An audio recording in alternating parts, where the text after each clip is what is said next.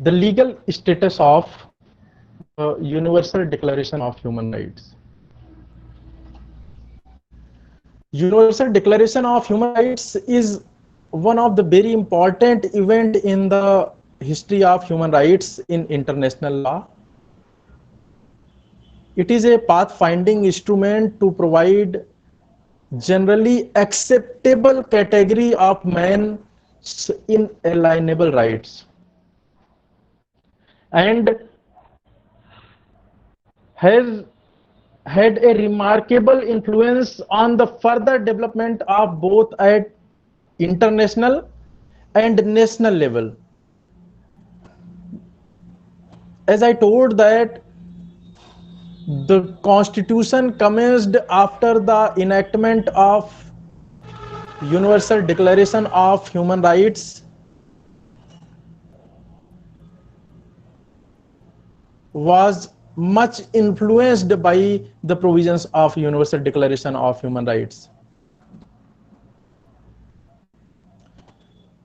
The Universal Declaration of Human Rights is not a formal legal document, but it is an important norm setting instrument which has immensely influenced the human rights.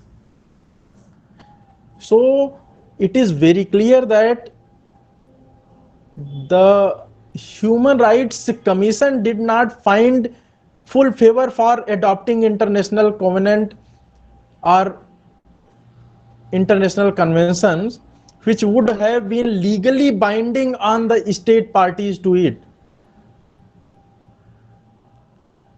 Therefore, the Universal Declaration of Human Rights is not a legally binding instrument.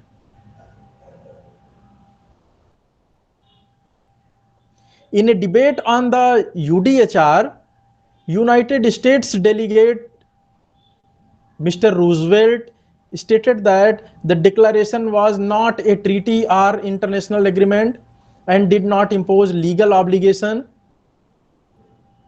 Mr. Cassin, who was of France, considered that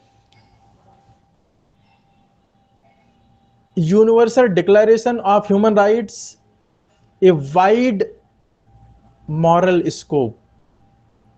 It has been observed that the declaration is not legally binding, though you can say that there is some support for the view that it may properly be resorted for the interpretation of the provisions of United Nations Charter in matter of human rights and fundamental freedom. And the legal importance of Universal Declaration of Human Rights can be seen that it has been constantly applied in the practices of United Nations.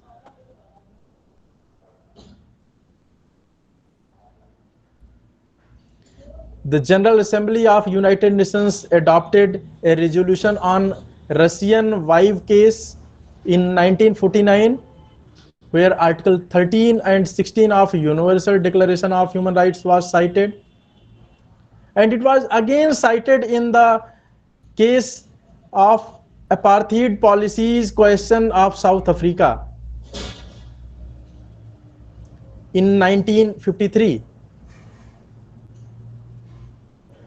The declaration has been referred to in official draft pronouncement and its constitution of legislation of various nations. You can see the preamble of International Covenant on Economic, Social and Cultural Rights, International Covenant on Civil and Political Rights, 1966, preamble of European Convention for the Protection of Human Rights, and Indian legislation Protection of Human Rights Act 1993. So you can say that the Universal Declaration of Human Rights is of particular interest to the lawyers to the philosophers of human rights because it demonstrates that the normative impact of an instrument does not necessarily depend on the its formal legal status.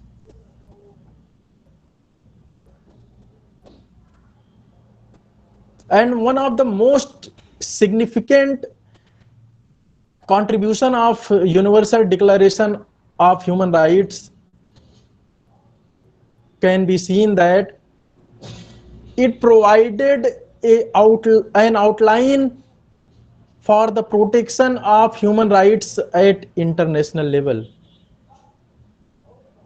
Though I told that it is not of binding nature, making it binding, two conventions was adopted: International Covenant on Civil and Political Rights and International Covenant on Economic, Social and Cultural Rights in 1966,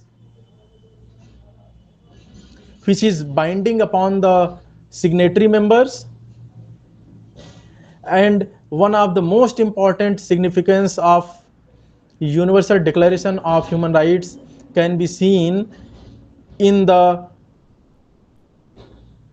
constitution of different democracies who adopted these rights in the name of fundamental rights in their constitution. So you can say after the commencement of Universal Declaration of Human Rights, it is universally accepted that now human rights is protected at national and international level both. So this was